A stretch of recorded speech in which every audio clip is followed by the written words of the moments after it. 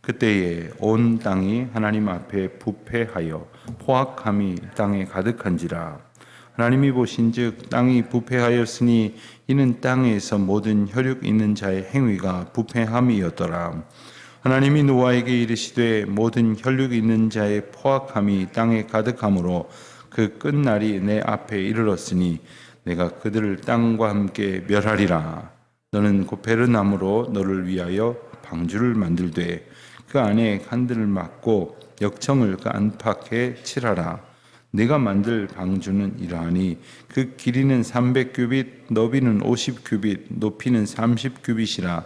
거기에 창을 내되 위에서부터 한 규빗에 내고 그 문은 옆으로 내고 상중하 3층으로 할지니라. 내가 홍수를 땅에 일으켜 무릇 생명의 기운이 있는 모든 육체를 천하에서 멸절하리니 땅에 있는 것들이 다 죽으리라.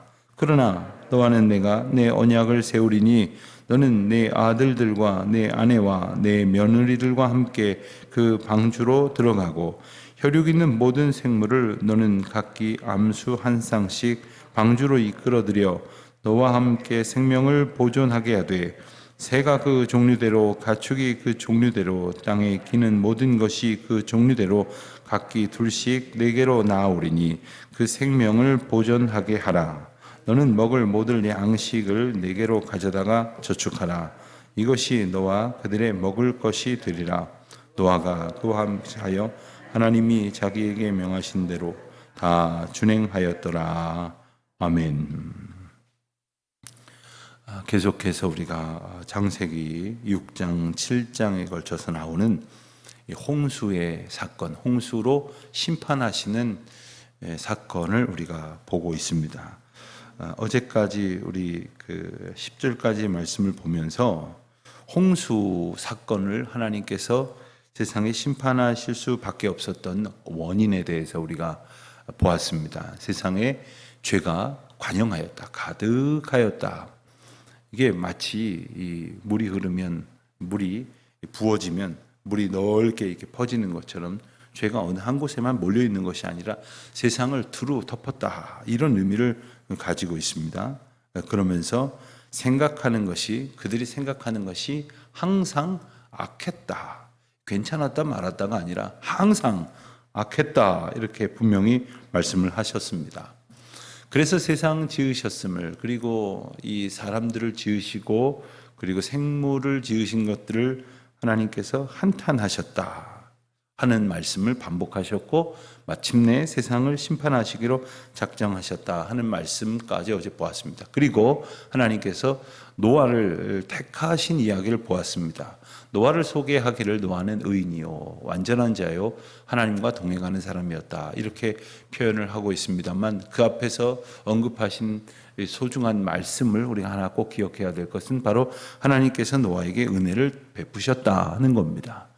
하나님께서 노아만 딱 구원하셨다는 것이 아니라 하나님께서 노아를 그렇게 의인으로 살게끔 믿음을 주셨고, 또 하나님을 바라봄으로 온전하게 살기를 힘쓰게 하셨고, 그리고 그와 같은 수고가 헛되지 않도록 그를 도우셨고, 그와 동행함으로써 그에게 하나님의 말씀이 들려지고 받아들여지고 붙들려지게 하셨다 하는 겁니다. 하나님의 은혜를 사모하는 삶을 우리가 살아가고자 할 때 어떤 은혜를 입고자 하는가? 우리는 그저 내가 하는 사업 잘 되고, 우리 아들이 하는 공부 잘 되고, 우리 딸이 하는 일이 형통하여서 세상에서 사람들에게 칭찬을 받는 그러한 복을 얻기를 우리가 바랍니다만, 그리고 건강. 도대체 언제까지 어떻게 건강만 하려고 하는지, 이 건강한 몸을 주셨을 때 우리가 그 몸으로 어떻게 살아가기를 힘쓰는지에 대한 관심이 없이 그저 건강하기만을 바라는 것 또한 참 건강을 통해서 소명을 이루어 가게 하시는 그 복을 주시려는 하나님 앞에 맹랑한 것이 아닐 수 없습니다. 우리가 바라는 그 복이 과연 하나님이 주시고자 하시는 복인지를 깊이 생각해야 될 말씀이 바로 오늘 홍수 사건 가운데에서 우리에게 일러주는 말씀이기도 한 것입니다. 오늘 말씀 그 11절에 보면 그 심판하시기 위하여 비를 내리시게 될 터인데, 그러면 우리가 잘 아는 대로 하나님께서는 그 비로 세상을 심판하시는 그 순간에 구원하시는 방편으로 방주를 지어 그 물 위에 띄우게 하시고, 그리고 그 방주 안에 살아 보존하시려고 마음먹으신 것들을 집어넣기로 계획하셨습니다. 그 일들을 이루어 가시는 구체적인 장면이 나옵니다. 그때의 형편이 어떠한가? 11절을 보니까 한 단어가 반복이 됩니다. 우리말로는 부패하였다 하는 단어인데, 실제로는 이 단어가 13절에 가서 한 번 더 쓰입니다.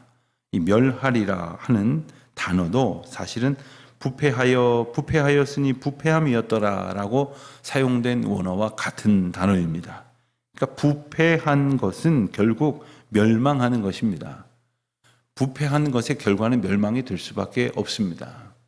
썩었던 것이 다시 썩지 아니한 상태로 돌이켜지지 않습니다. 썩었던 것이 다시 생명력을 갖기 위해서는 그 생명의 기운이 더 강하게 들어가서 그 썩은 것들을 이제 떨어뜨려 내는 수밖에 없습니다. 상하게 되었던 것들을 그리하여 잘라낼 수밖에 없는 형편이 된다 하는 것이죠. 그런데 조금만 더 자세히 본다면 11절 제일 첫 부분에 온 땅이 하나님 앞에 부패하였다. 이 썩었다는 말은 생명력을 잃었다는 말이고, 또 포악함이 땅에 가득했다 했습니다. 13절에도 모든 혈육 있는 자의 포악함이 땅에 가득했다. 한 번 더 이 말씀이 반복이 됩니다. 이 썩었다는 말씀과 함께 딱 한 가지 표현이 더 부과되고 있는데, 그것이 포악해졌다. 포악하다. 이 폭력성, 그리고 다른 사람들을 배려하거나 섬기거나 뭐 이런 것은 전혀 찾아볼 수 없는 공격성, 폭력적이고 야만적인 그러한 성질이 이 사람들 사이에서 또 세상에 가득했다 하는 겁니다. 한마디로 사랑을 잃어버렸다라고 말할 수 있는 겁니다. 하나님께서 자기의 형상을 따라서 사람들을 지으셨을 때 우리가 생각할 수 있는 것은 우리의 모양이 아닙니다. 하나님께서 우리에게 하나님의 성품을 주셨다는 거예요. 하나님께서 주신 그 성품은 하나님을 느낄 수 있고 하나님과 동행할 수 있게 하시는 것입니다.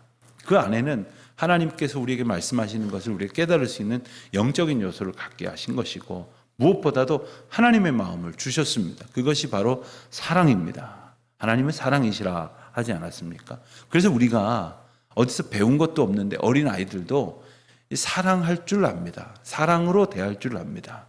어린 아이들이 말도 못하는 아이들이 옆에 있는 아이를 이렇게 밀치거나 해하는 것보다도 서로 이렇게 위하는 것을 배웁니다. 그 사랑의 마음이 없어져 버린 겁니다. 그것이 이미 망가져 버린 상태가 바로 홍수 심판의 상태였던 것입니다. 13절에 보는 대로 하나님이 노아에게 이르시되 모든 혈육 있는 자의 포악함이 땅에 가득하므로 내가 그들을 땅과 함께 멸하리라 죽으리라 다시 선포하시는 것입니다. 자, 그러면서 14절 이하에 구체적으로 방주를 짓는 그러한 작업에 대해서 명령하십니다. 너는 고페르 나무로 방주를 만들되, 이 고페르 나무가 어떤 나무일까? 우리말 옛 성경에는 잣나무로 번역이 되었습니다. 그러나 성경학자들이나 또 식물학자들은 잣나무는 결코 아니다, 이렇게 분명히 이야기를 합니다. 왜 잣나무라고 했을까? 모양도 그렇지만 아마도 이 방주가 튼튼하게 지어져야 되기 때문에 이 잣나무가 좀 튼튼하고, 그리고 보통 아주 중요한 요긴한 목재로 사용되기 때문이 아니었을까? 그 모양이 설명되어지는 모양이 잣나무와 비슷하다고 그렇게 판단이 된 게 아닐까라는 생각에서 그렇게 번역을 한 것으로 추정을 하는데, 분명한 것은 이 고페르 나무는 지금 현재 전해지지 않고 있다는 겁니다. 제 생각인데 고페르 나무가 전해지지 않는 것, 즉 멸종이 된 것은 아마도 방주를 짓는 그 역할을 위해서 하나님께서 지으신 것일 수도 있겠다 하는 생각을 해봅니다. 그 방주로 지어진 것, 그 나무가 꼭 지금의 어떤 나무인지 사실 중요하지는 않습니다. 그래서 어떤 의미에서 보면 이 성경 우리말 번역에서 이번에는 아예 고페르나무라고 그 성경 원어의 음차를 그대로 가져다가 이렇게 써놓은 것처럼 그렇게 저는 생각이 듭니다. 그 나무로 방주를 만들 때 그 안에 칸들을 막고, 그게 통으로 된 게 아니라는 거죠. 그 안에 칸들을 막고, 그리고 그 안에 역청을 발라서 안팎을 칠하라 했습니다. 역청은 이 타르라고 이렇게 우리가 흔히 알고 있는 석유를 정제한, 원유를 정제하고 남은 뭐 그런 기름 찌꺼기 같은 것들을 연상하시면 좋을 것 같습니다. 그 타르 성분을 가지고 이제 안팎을 바르면 방수 효과가 있고, 그리고 다른 것들과 접착 효과도 있습니다. 그런 효과를 안 갖는 그러한 재료로 안팎을 바르라는 거죠. 밖을 발라가지고 이 방수, 물을 견뎌야 되는 거죠. 이제 내일 모레 계속해서 보겠습니다만은 40일 동안 비가 오고 150일 동안 배가 물 위에 떠 있었고, 그리고 150일 동안 물이 감해졌습니다. 그러니까 1년 가까이 되는 시간 동안에 배가 물 위에 놓여 있으니 이게 안전하게 배 역할을 하려면 방수 역할을 잘 해야 했을 것이고, 그래서 그 역청을 안팎으로 잘 칠하라 이렇게 명령을 하신 겁니다. 자, 15절에 보면 그 크기, 사이즈가 소개가 됩니다. 방주를 만들 때 그 길이는 300규빗. 우리가 규빗이라는 단어는 성경에서 자주 봅니다. 흔히 보통 사람의 팔꿈치 끝에서 손가락 끝까지를 한 규빗으로 이렇게 봅니다. 저는 좀 한 규빗이 좀 크겠죠, 그러면. 그러니까 이제 일치하지는 않을 터인데, 성경의 기록을 이제 역사적인 기록과 종합해 보면 대충 그것이 통일되지 않았을 때는 그 정도로 계산을 하다가 이렇게 정확하게 계산해야 될 때는 마치 자를 가지듯이 정확하게 측정된 것을 사용했다고 볼 수 있겠습니다. 대략 45cm 정도라고 이렇게 의견들을 모으는데, 그렇게 되면 300규빗은 135m가 됩니다. 그러니까 그 배의 길이가 135m. 이 앞에 그 서희초등학교 운동장을 대각선으로 해도 135m가 안 됩니다. 그러니까 이 운동장을 가로질러서 이렇게 배를 이렇게 머릿속으로 한번 그려보셔도 저 크기보다도 더 크다는 말씀이에요. 그러니까 축구장의 좌우 끝이 110m 정도 됩니다. 그거보다도 더 길이가 길다는 겁니다. 다만 폭은 축구장보다는 좁습니다. 폭은 50규빗이라고 했습니다. 50규빗이면 22.5m 정도 됩니다. 그리고 높이는 30규빗, 30규빗이면 13.5m, 한 3층 정도 높이의 건물이라 이렇게 말할 수 있습니다. 거기에 창을 내되 위로부터 한 규빗, 위에서 맨 위에서 한 규빗 정도 이렇게 떨어진 데다가 창을 내고, 그리고 옆으로 문을 내고, 그리고 상중하 3층으로 할지니라. 대략 이제 그 배가 모양이 그냥 여객선 생각을 하실지, 뭐 유람선을 생각하실지, 화물선을 생각하실지 모르겠지만 대충 머릿속으로 한 그 배가 한 3층 정도로 되어 있구나. 전체 높이는 13.5m 정도 되어 있구나.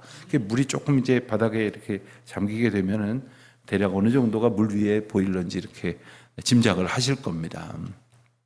노아라는 이름의 영화가 소개가 된 적이 있습니다. 그 내용은 참 성경적이지 않은 것도 있고, 또 그리고 오히려 그 메시지가 은혜롭거나 신앙적이지 않은 부분들이 참 많이 있어서 별로 저도 권하지 않았고, 그리고 많은 분들이 보지도 않았습니다만은 미국에서는 꽤 이제 많은 사람들이 봤던 영화입니다. 그 볼 거 하나 딱 있습니다.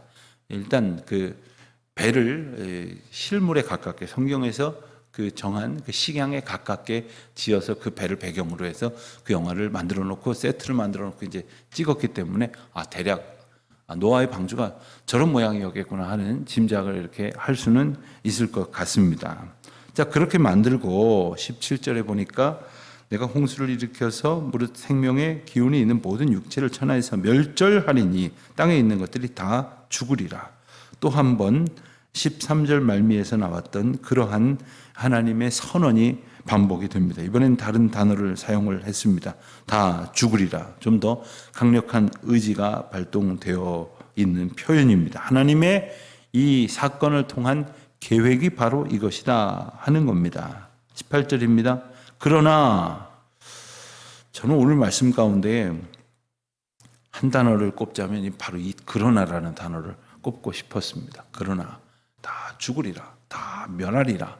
그것이 하나님의 계획이고 지금 상황에서 펼쳐질 수밖에 없는 운명적인 하나님의 섭리고 인도하심인데, 그러나 반전이 일어납니다. 이런 상황 속에서 하나님은 그러나 내가 너희를 구원하겠다 하는 언약을 세우셨다 하는 겁니다. 너와는 내가 언약을 세울 것이다. 그 언약은 어떤 언약입니까? 내 언약입니다. 내 언약. 여러분, 우리는 하나님께서 우리한테 언약해 주시기를 바라죠. 우리가 원하는 대로, 우리가 원하는 것을 주시겠다고 약속을 해 주시면 얼마나 좋을까 생각을 하지 않습니까? 그러면 내가 고생스러워도 참겠다, 뭐 이런 생각을 하지 않습니까? 그러니까 하나님께서 주시는 복도 내 마음대로 정하고, 때도 내 마음대로 정하고, 방법도 내 마음대로 정하고, 하나님은 그저 그냥 도장만 꾹꾹 찍어 주시면 분이었으면 참 좋겠는데, 이 언약은 바로 하나님의 언약이다 하는 거예요. 이 하나님의 언약을 알아야겠죠. 그리고 하나님의 언약을 우리가 마음에 새겨야 할 것입니다. 우리는 어떤 생각을 가지고 계속 기도하다가 하나님께서 내가 너와 함께 하리라 그러면, 내가 이대로 원하는 대로 해주시려는 모양이다, 이런 식의 정말 여러 날 기도하였을수록 더욱, 오래 믿었을수록 더욱 내 것을 고집하는 그러한 집착을 가지기 쉽습니다. 그러나 분명히 기억해야 합니다. 주님이 주시는 언약은 바로 주님의 언약을 주시고 그 언약을 세우게 하시는 거죠. 자, 방주에 이제 들어가야 할 대상들이 소개가 됩니다. 18절에 보면은 노아의 가족들입니다. 노아와 아내, 그리고 세 아들과 세 아들의 아내들, 그러니까 모두 8명입니다.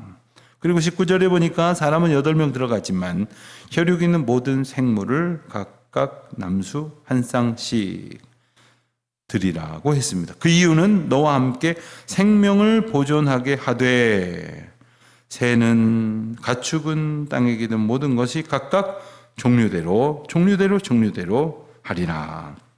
하나님께서 지으신 창조의 장면을 기억하실 것입니다.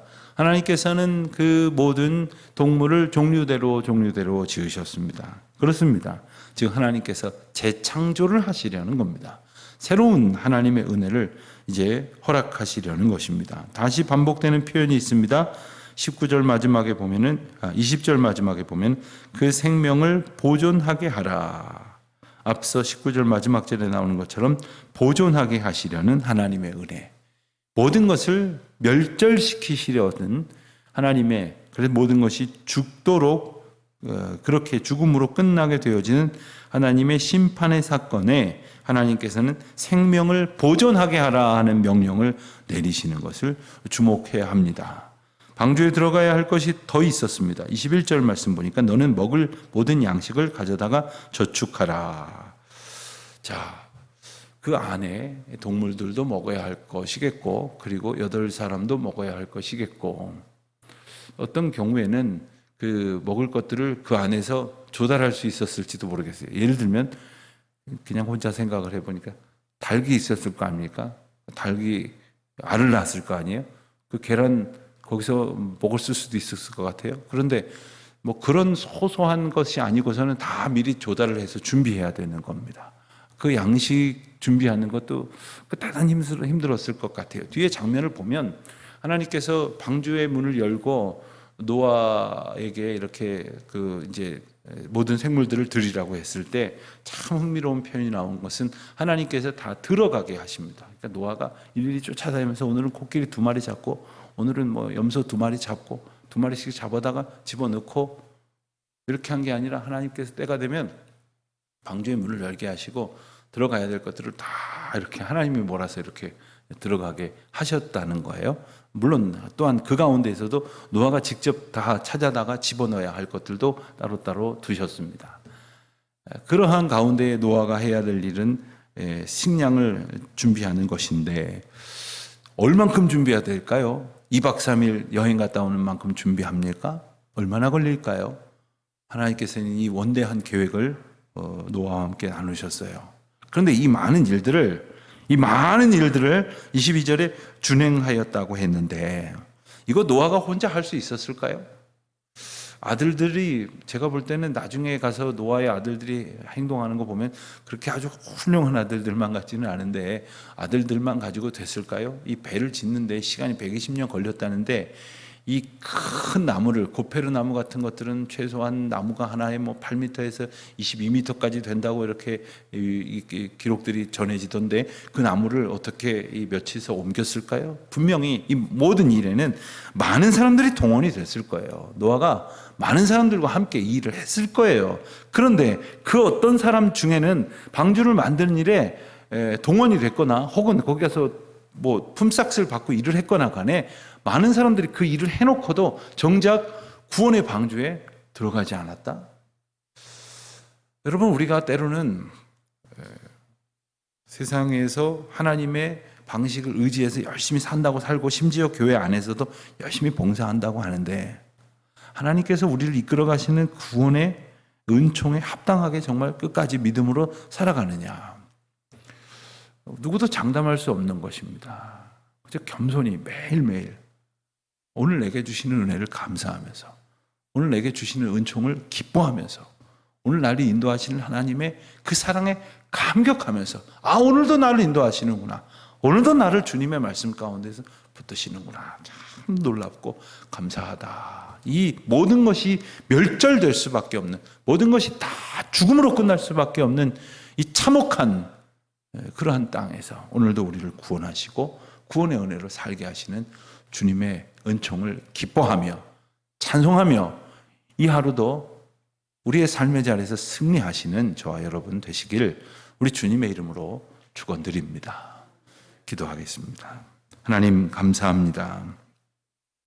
세상이 멸절될 수밖에 없는 관영한 죄악과 부패함과 포악함이 이 땅에 가득하지만 저희들에게 언약을 주셔서 저희를 구원하시고 믿음으로 살게 하시며 하나님의 은총 가운데 구원의 귀한 역사를 또한 바라보며 또한 때로는 주님의 사명을 받아 충성하며 또 주님께서 주신 은혜를 따라 협력하며 살게 하신 것을 감사합니다. 오늘 주님께서 노아에게 명하신 것을 그가 다 준행하였던 것처럼 저희에게 명하시는 은혜대로 다 준행하며 살아가는 오늘 하루가 되도록 인도하여 주옵소서. 예수님의 이름으로 기도드립니다. 아멘.